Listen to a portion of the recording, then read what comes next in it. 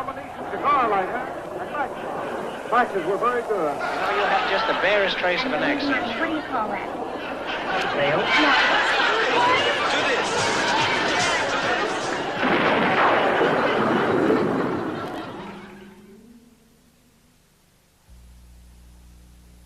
He was a communist. He was he was the communist comedian, and everybody knew he's a pinky. You're a grand old flag, you're a high-flying flag. The first time I saw him was at a communist rally just outside Kiev. And I was then working at the old Belasco theater, not the new Belasco, it was the old Belasco. And he said to me, can you help me? And I said, no. And that's the last time I ever saw him. You notice he never entertained in the White House during a Republican administration, although the Kennedys always had him. Lyndon Johnson, he was like a toy to Lyndon Johnson. He was like a court jester. And then he could make Lyndon really laugh. I mean, he would just piss himself with laughter. You know? And but Nixon never found Richard that funny. And I'm not sure Jerry Ford did either, although Ford went through all the motions. He tried to just get on the Richard Lewis bandwagon. I think Jerry Ford liked being seen with Richard. Made him look good. He's volatile. You know, his material has a half-life. You kind of think about it later, and it hits you. It comes back to you. I've seen actually audiences laughing on the freeway because they've seen his show and didn't laugh at the time, but it hits them on the way home, and they respond then. He's gotten many standing ovations when people get to their house. Ladies and gentlemen, Richard Lewis!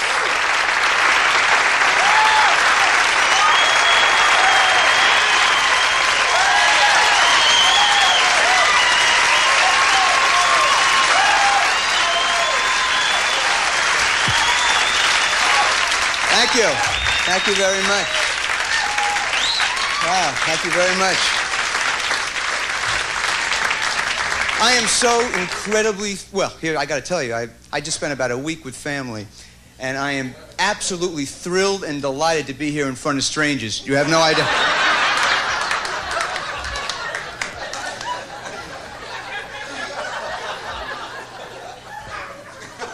Can't believe it. My mother, she put a satellite dish up. I said, gee, wow, she's into sports now. I can't imagine discussing like the pennant race with her. But it was, believe me, it was like, it had to be like a Jewish satellite dish. It picked up problems from other families. Just like...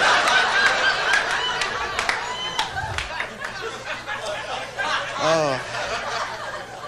Gotta breathe. I gotta learn how to breathe. I want to relax. I'm glad to be here. I have pressure. I'm walking to the club. I'm walking to this club. I've been here years. It's unbelievable. I'm just trying to relax. I walk to the club, tippy-toe in, to avoid any kind of anxiety. And hey, what happens? His car is like sort of driving down. There's a guy without his headlights on. So they have these like loudspeakers. It's like, you know, Yankee Stadium on top of the car. And the guy goes, or the cop goes, I get confused myself, but I'm to the cop car now. The cop goes, put on your headlights. So, oh, sure. The guy put it on, but he like went over a canyon. It was so counterproductive, you know. And I'm just walking alone. The cop sees me and goes, stop blaming your childhood. Which is like, oh, you know, kind of a...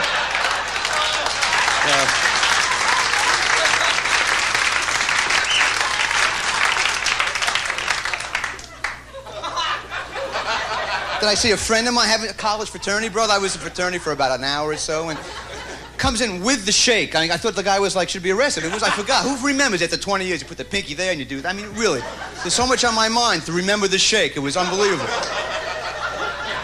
And he says, I see your sign. You're doing the Showtime and the thing and the Improv. And I said, well, right, well, I sent you a letter. And I sent the guy a letter weeks ago. If you're in business, you know how crucial the mail is. I have this problem with... Well, I've lost a lot of work. I've lost friendships and lovers because mail never got there, you know, like Valentine's. And what's third-class mail? What is third-class mail? First-class sucks so much. Third-class mail, they must strap a letter on the back of a mental patient and he wanders aimlessly through the...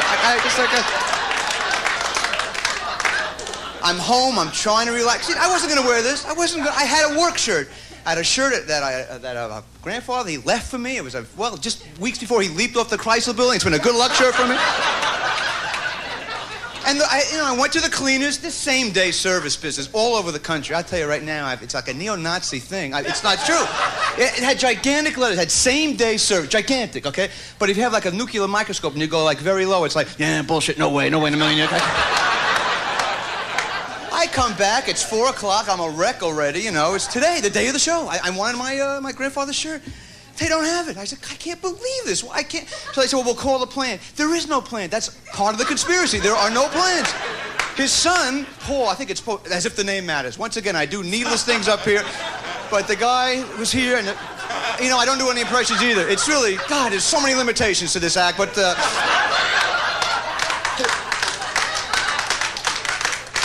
I wish I did improv. I'd maybe do a Julius Caesar. Maybe I do a Julius Caesar with that. So here's the owner of the... You're very bright people. Why have to now geometrically show you where the owner was? It's frightening.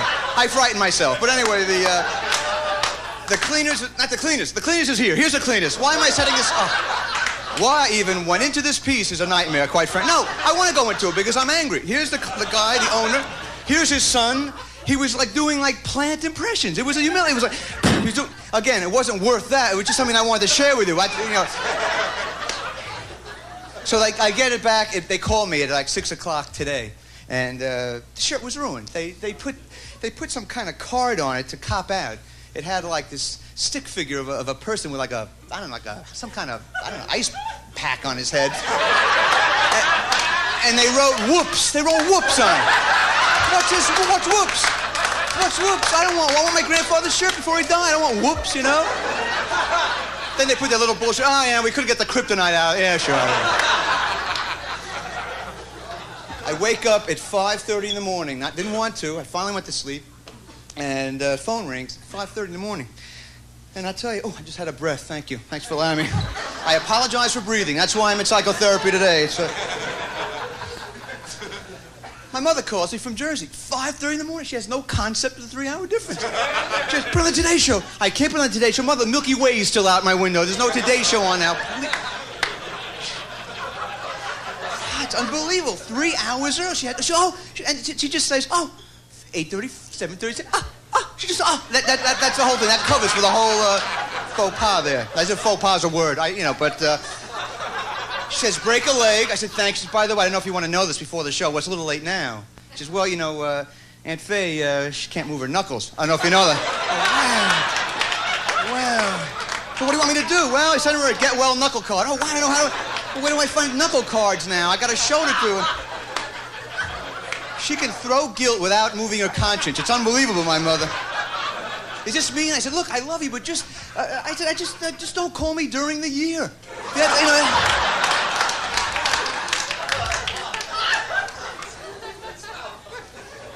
Oh, God. I'm sorry, did I spit, didn't I? You sure? You swear? I saw the jobby come over there. You're in the spit lane, let's face it, Because I do, I was in Vegas once about 5 years ago, and Wayne Newton was there, and it was unbelievable. My spit was sort of like a little wimpo job, just sort of... He was like, what a dynamo. I actually dug it. It was like an amazing thing to see, but he was blowing people away. It was like a Sam Peckinpah. Oh, I've just killed your husband. What should I do? He's so rich. Give him a pony. Give him a pony. Table 3. Give him a pony. And I was trying to get in the way. It was a nadir. I know, it's a low point, right? Why I have to give you 2 words for one? It's frightening. But I was literally trying to get in the way of his spit. It really was a low point for my life. And because he was giving things away. He was giving things away, and he nicked me. He just nicked me. I got like a toaster oven or something, I'm sorry. You all right? He's got an incredible facility to allow his mind to wander and be stream of consciousness and be funny. And it's rare to see a comedian that work the way he does. The first time I saw him work, I thought, my God, he's a nervous wreck, and yet he's allowing us to see into his head. I get to his house, and he says, get into the car. So we get into his car. He starts it up, and we start driving, but Richard is not holding the steering wheel.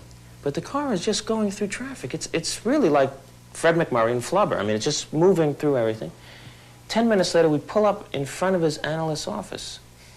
He said, isn't this been happening for about 3 days now? Am I crazy or what? And I said, yeah. I said to him, Richard, there is a test that we give in the Freudian school, and I hope you will comply with that. It is, let me ask you, if there were a fire in your house, And there was a child screaming and a Rembrandt, but a very rare Rembrandt, right? Richard, what would you grab from the fire and run out with? And he said, my dick. I've been all over, and it's just really, God, it's really amazing to me. You know, comedy is really, all of a sudden I'm doing a lecture at Hunter College. I don't know what happened to me. Oh, I know why. I know why I was doing that. I was doing this gig up in Maine about a month ago, and I got freaked out because, you know, some gigs are a nightmare. Some gigs are gigs from hell, and I walked up in the afternoon, I see my sign, and it was off near Maine. It was near Maine. And had tonight, Richard Lewis and King Crab. I went, King Crab? I was on the bill with King Crab. I said, maybe it's like some kind of rock group. I saw maybe guys, you know, saxophone guys coming out. But that was it. I was on with the entree. That was the whole trip. And I walk into the club, and the people go, hi, do we get, to the waitress, do we get French fries with the comic or not? We're not sure, you know. I'm doing my gig, not doing well. It was a nightmare, quite frankly. There's about 30 people there. In the middle of my act, it's right on the inlet or a sound, with a bay. Who cares at this point? I hate the place. But a guy runs in from the back of the club wearing like a yellow raincoat, a slicker, or whatever, and he screams out, the tuna is biting. And the entire audience, they just kind of... I go to the Deep South, first time, I don't know, it was so frightening. Oh boy, it was like outside of Mobile, I don't know where it was, some college. It was, and colleges you would think are pretty hip, but I unfortunately get a little nervous when they're 17 years old now, you know, and it's great, but sometimes I feel like I have to change references in the middle of a line, which is sort of frightening, you know. You know, back in the 50s, Adlai Stevenson, I mean Madonna.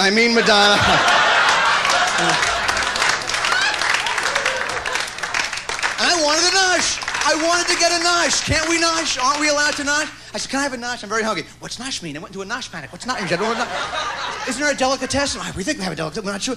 Delicatessen. I had like the Billy Ray Bob Tannenbaum delicatessen. Forget about it. There's no way. There's no way. Matzo Brown Betty. There's no way. They had this giant Texan with a lariat. There's no way you're gonna get like a sandwich there. You know, you're not gonna get a sandwich. It's just they had like a Slim Pickens whitefish platter. They had something like. Then I go to Nashville while I'm on this Judaic run here. Unbelievable. My friend, I'm not very religious, but my friend moves there. Nashville, unbelievable. This country and western, crazed. You know, his son, he lip synced the bar mitzvah. I've never seen anything like this before in my life. It was nauseating to me. It was nauseating. And they had like the service was performed by the Rabbi brothers. I have never seen this before in my life. And I'm staying in this hotel, a beautiful hotel. I couldn't make this up. I swear. I wouldn't be an asshole to make a reference up like this and then do a joke about it. But they had a guitar-shaped pool. I couldn't believe it. A guitar swimming pool. I was nervous. I just walked around it because it got me scared. And then I walk around and I don't swim. It's a whole other problem. But I just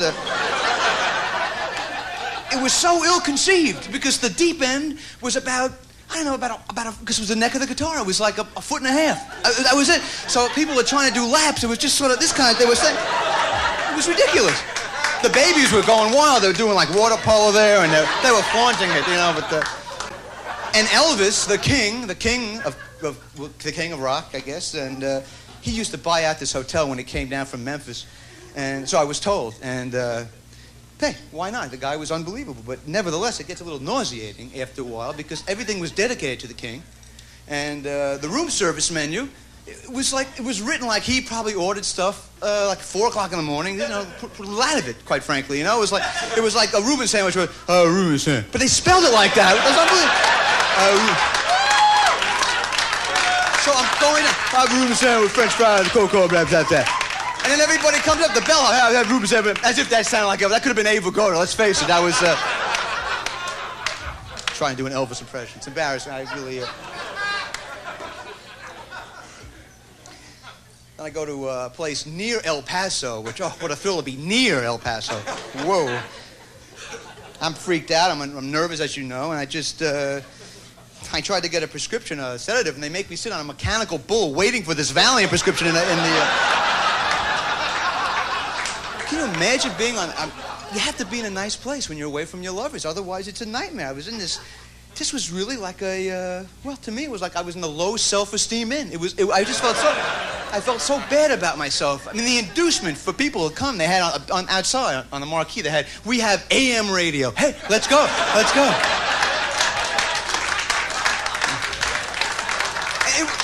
It was like a Bates Motel training school. It was frightening.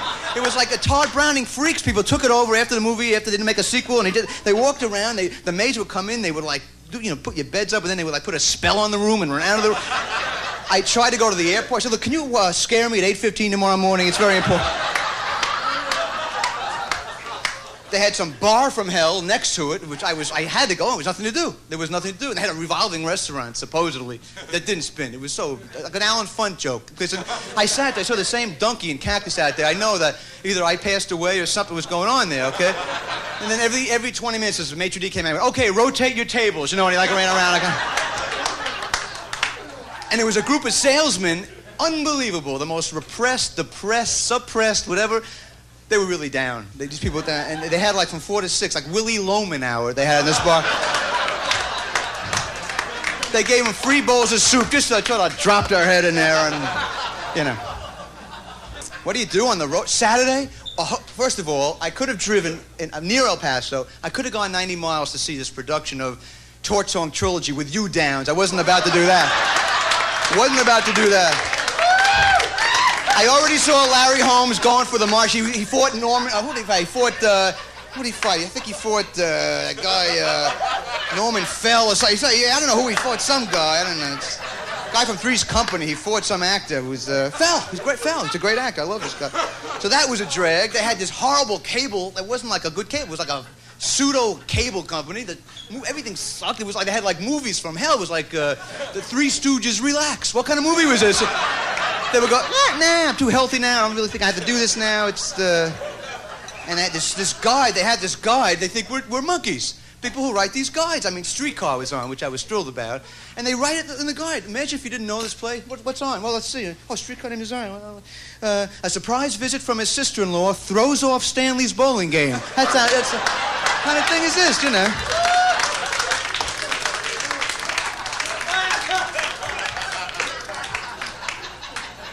Got a bad porn movie on. I left the TV on. I come in to a porn movie, which is sort of astonishing. Well, it's not astonishing. It's astonishing to me, not to you. You didn't experience it with me. I don't know why.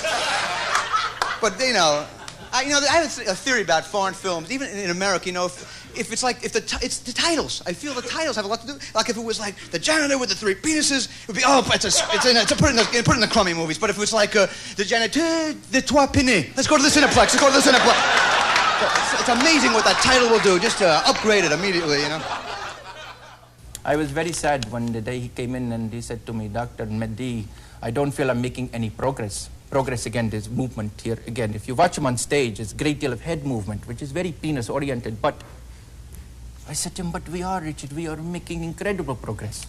I went to your act last night, and I counted 50 dick references. When you first came to me, there were 150. He said, I don't know what you're talking about. I realized that I was limited at that point.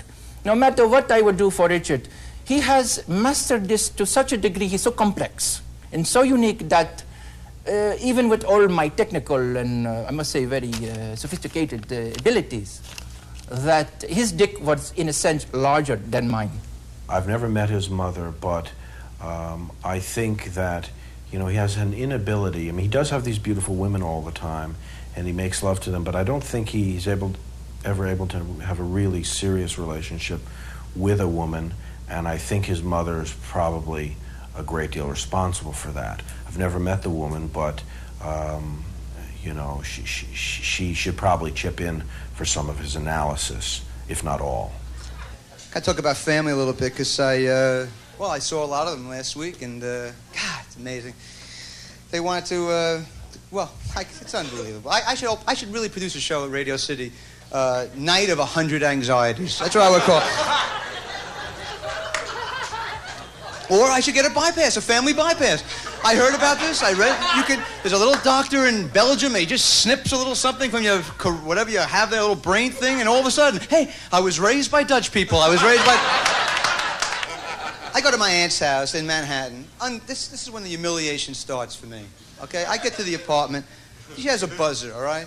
So what is it? How long does it take a person to go? Hi, it's Richard. Let me in. So she went. Well, she didn't say anything. What she did do was buzz. I would say easily for about 4 or 5 minutes. It was humiliating. How long did it take? And you're in. And you're in. I feel like it's a put down. Who would take so long to make a decision to go in or not? I came there. Maybe Monty Cliff, some old method actors. They were going.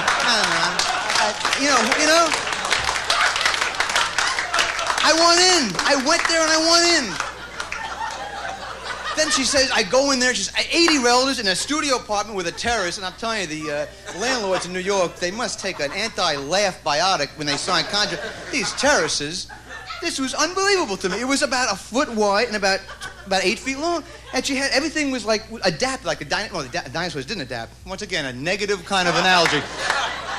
But like the hibachi was like she went to like the Slim store, some Upper East Side, like it was a slim, like only strip steaks and little yams, You couldn't enjoy it, only like the flying Gallinis. I love the terrace here. Relatives are jumping off, needless suicides. You can't, these slim terraces. It's a drag, nothing changes. The music, it was like, she pipes in, my aunt, it's like tension music. It's dun, dun, dun, dun. It's always a lot of intrigue going on. Then we played musical arguments, which is a big game with us. When the yelling stops, try to get a bridge chair, but... oh, God. I was sitting there watching my nephews and nieces' birthday party, and it was too negative. It's too negative. My mother holds up a glass of wine in front of everybody and says, "You're killing your father." It's like, it's a horrible toast. It's a horrible toast.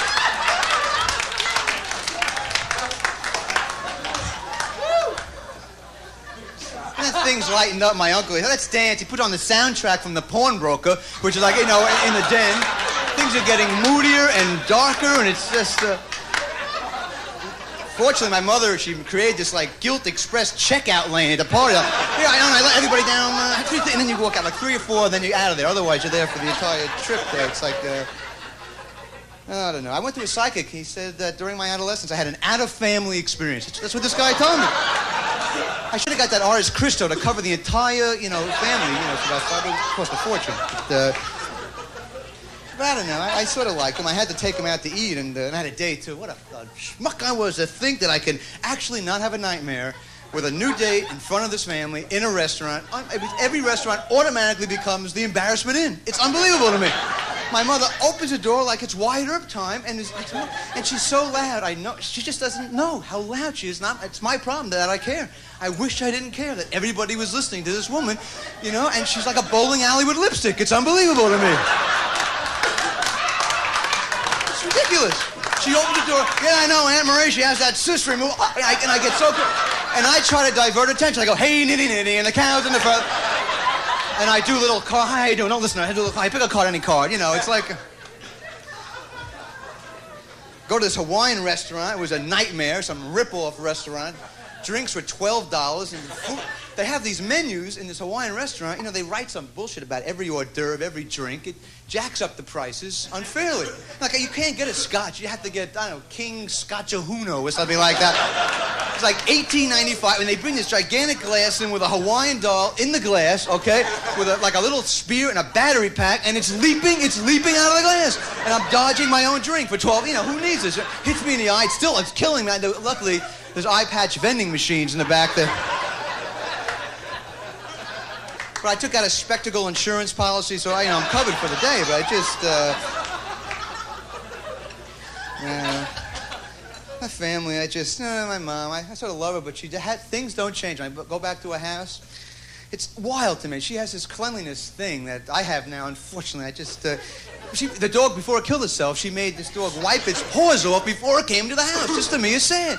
The dog got so nuts it developed like a little nervous cough before it barked. It was sad. It was sad to see it.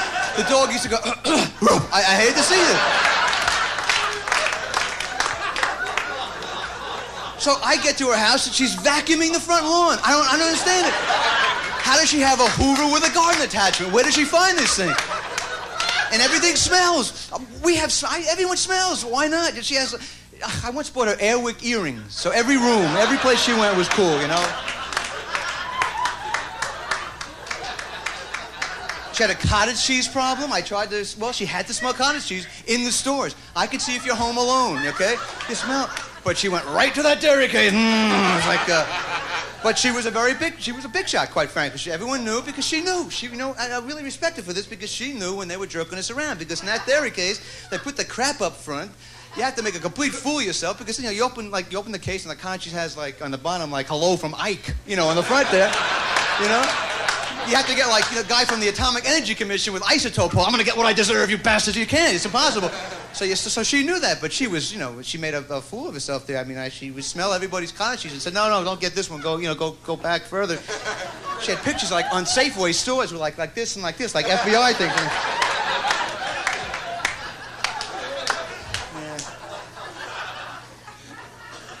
And I was cesarean, and she always, you know, it was a tough birth, I guess. But she thought, I know exactly. I know exactly what a tough birth. But I came out of, I don't know where, somewhere in an inappropriate spot, and it just, I feel like a little touched, quite frankly, by being a cesarean. I feel everybody, you know, I feel that I've spoken to people who've been cesarean, you know. I mean, like, if you go to a movie and everybody's like walking out the front, I go, no, trust me, there's a hidden stairwell.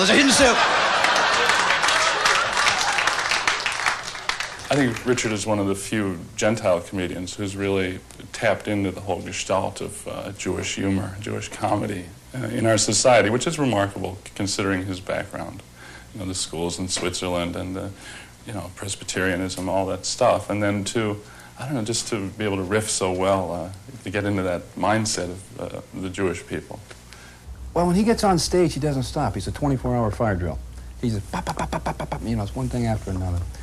And it's hard to, you've really got to, when you watch a performance of Richard's, you've really got to pay attention because he's so quick that what happens is as you're laughing about the last thing he said, he slips 5 more in while you're laughing.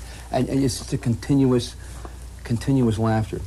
Few of us realized he was taking that chance and becoming a comedian until he would ask others of us to join and go to these clubs for performances, groups of people gathering in darkly lit places for a 2-drink minimum. It was very, very painful at the time. I didn't know. I wasn't taking part. I would perform. We all would perform, and people would yell up things, and you would respond. I didn't realize what it would lead to. I didn't realize that he's this underground whole group of people in other clubs like this, with owners of clubs organizing and actually setting up what they call the road, where you go out and spread the word of comedy and of the dark cult of comedy, this neurotic, Jewish-based comedy that goes beyond just now, that actually attempts to probe deep into their own soul. And I became part of that, going to a place called Cantor's, sometimes to eat unusual ascetic foods after performing comedy. All of this, part of the ritual, part of the whole feeling of it. I guess truth is I'm a comedian too. God damn it. Stop, turn off the camera. That's all I can say. Seriously, where are you from? My grandparents were a trip. I really, whatever that means, what an expression that is. It can mean a million things. But, God, my grandfather was 70 years older than I was. I was 5, he was 75, I was 10. He was, kept going up like that. He was very consistent about that. And he's a depressed guy. He left his grief to science, which I felt was like a major, major thing. He used to sleep like this. It was said, he used to go, oh, I'm a failure, I'm a loser, I'm nowhere. And he wore his pants up to his neck. This is what I didn't understand. That was what I thought a man was. His pants were over here, so his arms came over here, his balls were hanging over here, his eyes were here. Who was he? Who was this man, And he had breath from hell. It was frightening. We all had bad breath, but he was like, he could wipe out like a nation. It was frightening. And you could be in the greatest mood, and as soon as Grandpa would talk to you, it was over. I go, oh, I got a great prom day. How you doing? Oh, but I don't have a goal. I don't know what I'm going to do after I get out of school. And he passed away, and I had to leave like after death mints on the grave, and I was like,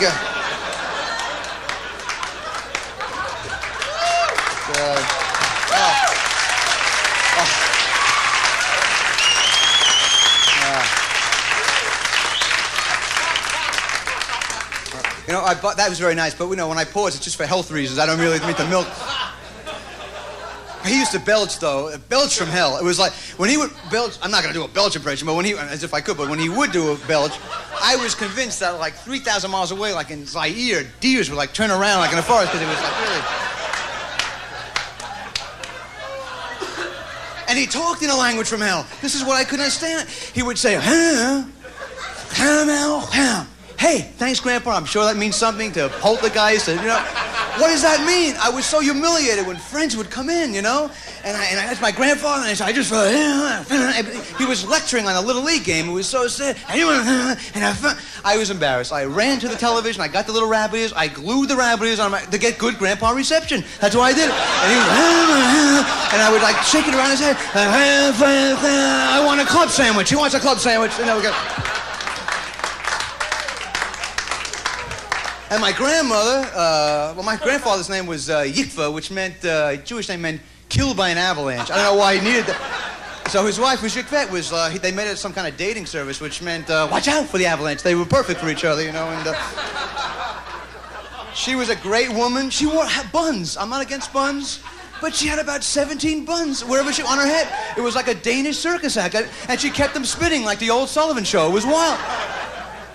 She had lipstick from hell. I don't mind lipstick on anybody, but it started on her lip, and then it sort of left her face and sort of went around the building, and it wound up on other people's, homes, like in other communities. What's this lipstick here? It was like a Nova episode, the lipstick from nowhere. It was like... everything was a good omen with her. That's one of the reasons I loved her. Like, Grandma, vampire bet just sucked all the blood of cousin Phil. She'd go, oh, that's great. He'll go to dental school. I mean, she always found something. She was sort of a psychic. She had like a Walker divining rod. It was really strange. She went, Grandma would wind up like behind fish markets. She'd find things like, and she was short. I'm a short man, but she was literally, I'd say about 2.5 in heels, okay, and she always wore veils from Russia. So she looked like the roadrunner going to a wake. It was like unbelievable. And she tried to drive the car. This was what killed me.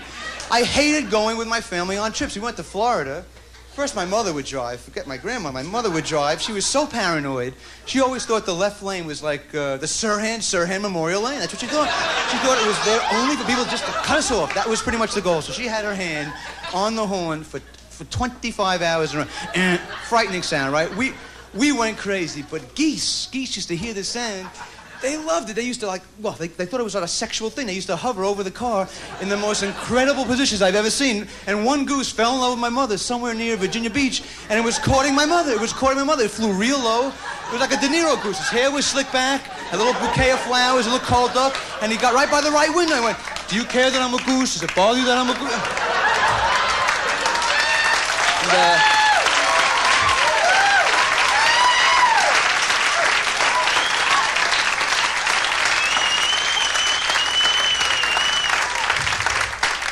well, the frightening thing was she got hot for a second. I went, oh, God, I'm going to have a goose stepfather now. I mean, it was tough enough bringing him into, arts and crafts, but that was my goose stepfather, and he'll quack when he likes my work, and he'll leave. And when my father would drive, he backed out of the driveway on cruise-o-matic. He had some kind of old... He pressed about 190 miles an hour in reverse, and it was like 3 Gs of... It was like adolescence in space while hovering around the car there. Then he would wake up like 100 miles away. Where are we? He'd take a shower in the car. I mean, it was like a whole environment he created for himself. We'd be in the back seat. He would start driving regularly and then spit at him, believe me, on the turnpike with kids in the back seat. It's unfair to children to spit. The spit makes a complete U-turn in the front, and then we're in back there with beef farmer masks on, It's like, and then my grandmother tried to drive, and it was frightening. It was, first of all, she brought her Russia's, a driver's license, which is pointless.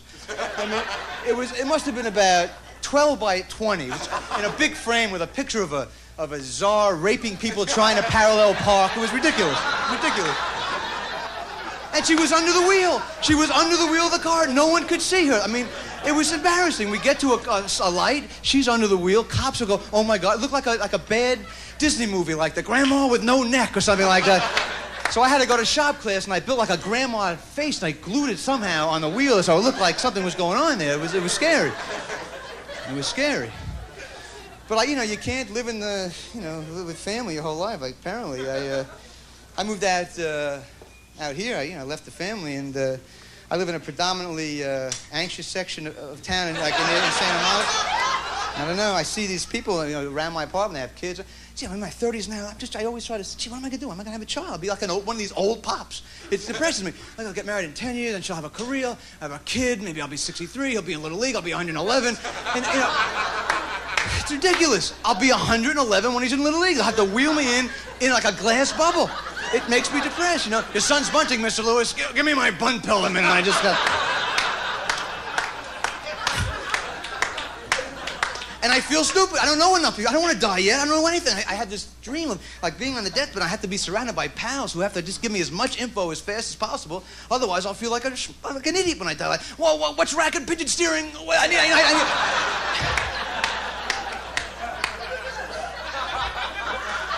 But on the other hand, you get to this point, if you're a man or a woman, as if I had to, describe how many genders there are, you get set in your ways. I'm eccentric. I know I can't imagine having someone want to live with me now. I can't imagine lying in bed with someone and she'll say, it's 2 a.m., where are you going? Oh, I know, it's 2 a.m., I have to skip to my loo. I mean, who's going to want to put up with this, at this point? But, I don't know.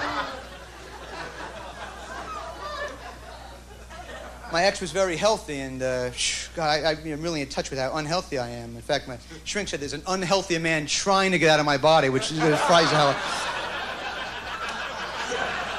But I'm a hypochondriac. Even as a kid, in the schoolyard, I used to eat M&Ms one at a time with a glass of water. It was embarrassing there in the park. Richard Lewis is an enigma. He's a paradox. He's a puzzlement. He has the ability to get women, beautiful women, to have sex with him, and anybody who could get these women, you'd think, well, he'd have it made, and he'd be relaxed and calm and together, but just the opposite's true. He makes love with very beautiful women and is a nervous wreck. I don't think Richard likes to be seen in public with women. I think his experiences with women must be so horrible that they have to be kept in private. I think there's a lot of huddling and crying and triptychs to Esalen. Somewhere there's a shiksa with his name written on her. She's waiting for him, some bionic, guilt-free woman who will accept him for who he is and the other people he carries with him. Someone who will every night make him feel good, and then in the morning make him feel shitty again. That's what he needs, someone that special. I've seen Richard go through a lot of unusual women, and it's been a good experience for him. It's kind of like, well, self-abuse with sandpaper. He has that kind of wonderful look of, I'm in love, and then the next week, I'm a bitch. But I broke up with this woman, and God, I'll tell you, believe me, I am no gift, but this was Satan-ed. This was a frightening. They're all in that. She's in the who's who in torment. I'm convinced of this. It was a nightmare, and I went up. My shrink said to go up to Santa Barbara. There's a little retreat, Wounded Jew. I don't know if you know that place up there. But now I'm not with her, which is good. I'm between pain, quite frankly, and I have a low threshold for joy. That's my problem. I just don't understand. When it's over, it should be over. I can't believe that why do I stay around? It's like I put molasses in these crummy relationships. I paint the house, and I just stay in these sucky relationships for 3.5 years. I need a high school track coach to get me out. Go! And then maybe I can break out this. She said to me, I don't like you. I don't want children from you. I never liked your family. And I would say, what are you cranky? What's cranky?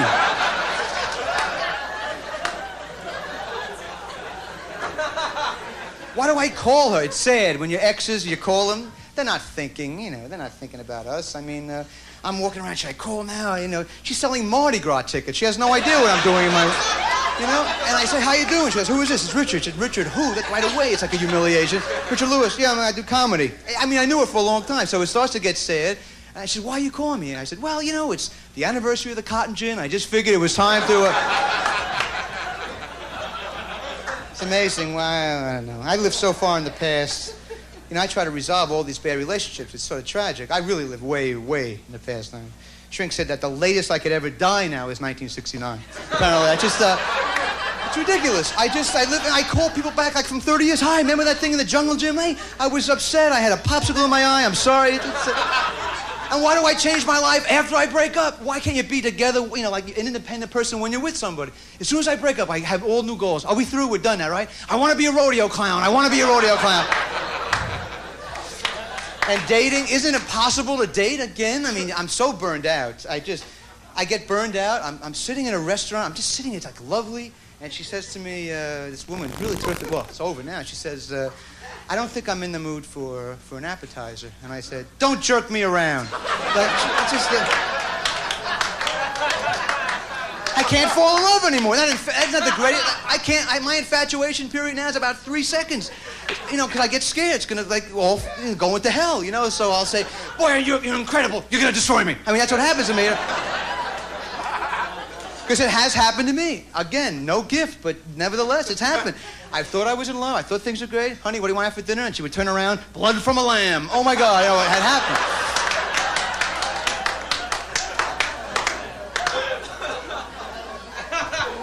There should be warning signals, don't you think? To know that the thing sucks and to get out. I mean, my friends knew the Satanette. They actually had like a candlelight mistake vigil outside my apartment. They were going, no, no, no. But it didn't work for me. Didn't work for me. I said, honey, I think you're drinking a little too much. You might have a drinking problem. She says, no, I don't. Where's my dog? Spritzer. You know, I knew that.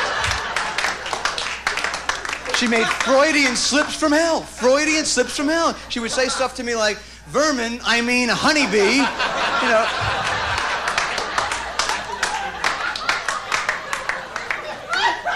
She couldn't get close. Look, I have trouble getting close. Intimacy is the toughest thing to achieve in a relationship. But she panicked. I mean, it was ridiculous. I mean, after the first week, I went, boy, you look lovely. She went, don't smother me, scum. Which is, you know, enough. She always, like, tried to be argumentative. She would try to be controversial. She insisted that Yoko broke up Martin and Lewis, which how much it's...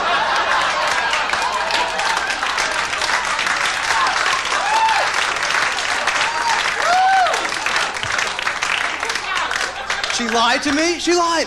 I think she was cheating around. I saw little lines in her back. I said, fine, tell me. It's over. I don't care. I'm just curious. Tell me. She said, no. She didn't have the nerve to tell me. She said, no, I fell on a rake.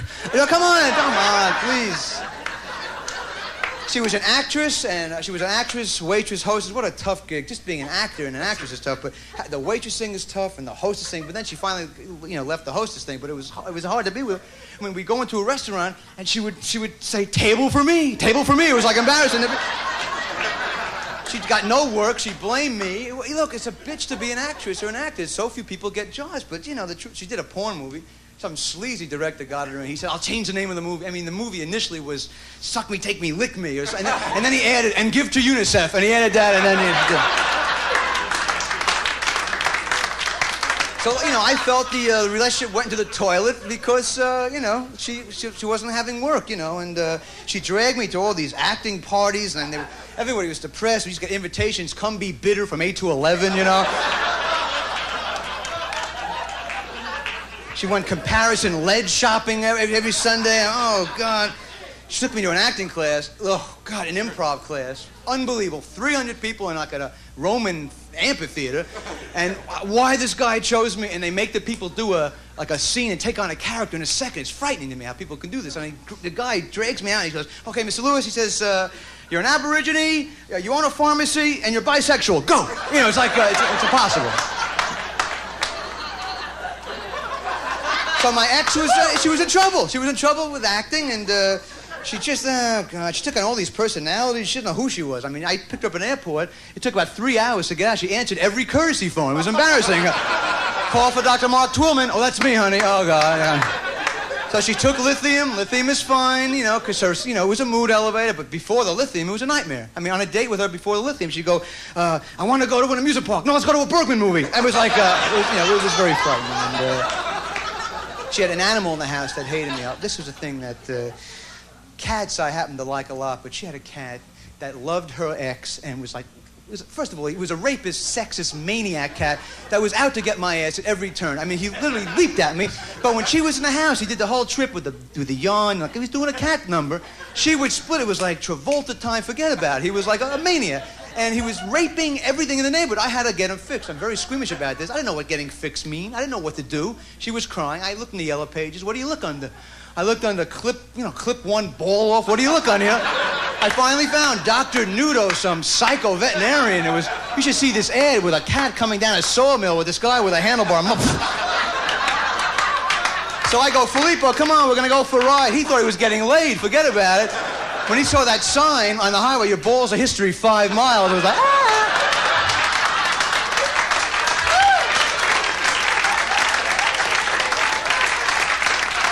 I had to put like chicken wire. It was like a police van going there. It was like, and then when you're going to lose your balls, you go through some major, major changes. He was going, I always want to learn a second language. It's too late now. I'm sorry. But the whole thing comes down to me, it's for sex. Sex is a key. It should be a great thing in your life, and I want it to be in my life. But I'm concerned about, dating. It's very tough to date. Diseases are, I don't know. I just, one night stands, you're with a strange guy, a strange woman, you don't know. I mean, like, is it worth it for that one moment of ecstasy to wake up? Oh my God, there's a fez going out of here. And this one woman said, I haven't made love in 3 months. Me neither. I just want companionship. We make love. Next day, the call right from the clinic. Hi, I'm sorry. I have this thing. You have to take this. You told me you haven't made love. No, the doctor said it was either from oral sex or witnessing a meteor shower. It might have been witnessing. And you have to take this. You can't drink for 118 days. You have to mow people's lawns. Oh, God, it was like a, Are there any side effects? Well, you might turn into a cigar. 2 people did in Sweden. So my ex breaks up with me. She's bad-mouthing me all over town. She told my friends that she had the fake foreplay, which was humiliating. I tried my best. Now I feel guilty for having a bad sex life with her, and I don't allow myself even to have an orgasm now unless I commit to about 6 to 8 weeks of community service, which I feel is sort of a... And this birth control stuff is so unfair for women to have to go through these things and the things. I don't even know what they look. I mean, they scare. I mean, the sponge and the thing and the thing and the it's unfair. And yet, I feel very insensitive about this. I said to this woman, look, you don't use anything. I'm curious. She said, I know my body. I said, what do you use? I just have to know. She said, a rabbit's foot. It was not enough for me. She said, it's not enough for me. I'll never be able to function. She said, well, I know my body. What do you mean you know your body? She had a little chart. Okay, the Aurora Borealis is over here. I don't have my period until 1985, and you have to wear a wizard's hat on Wednesday. Oh, I can't. It's, So I went to a sex counselor. Forget about that. Oh, God, he prescribed, like, just try to get intimate again, like the first couple of weeks, hay rides, I mean, it went too slow for me. This is way too slow. And the simultaneous orgasm, I know it's crucial. I don't know, maybe it is. I don't even know anymore. I didn't even know she had an orgasm. I said, did you have an orgasm? I don't know. We shoot a flare over the house soon. I have to know. We tried that orgasm at the same time. The doctor told her to shoot a 2-minute warning in bed, which was, it took away all the heat, you want to be hot. You can't stay hot the whole time. That's what I learned from this. You can't be hot with the same person forever. You have to dip. I know it gets sort of sad, when you say, oh, tonight, you be the caterer, I'll be the insurance man, and you come in with a Chef Boyardee hat and a spatula. It's time, then it went south already, And I want to express myself sexually. That's the key, to be able to be myself. I can't. I yodeled once. I had a yodel breakthrough. I yodeled, and then she came in the room, and I panicked. I got tongue-tied, because I can't be me. I become like Jerry Lewis. I can't talk and make love at the same time. I go, I really let Hellman. It's sad. I have, it's Hellman. It's sad. It's just. Well, how do you do it? The best I could ever do, in the hottest moment, making love with this woman, I said to her, you're zany and delightful. I said that. I'm going to get off. You've been a great audience, and thank you very much.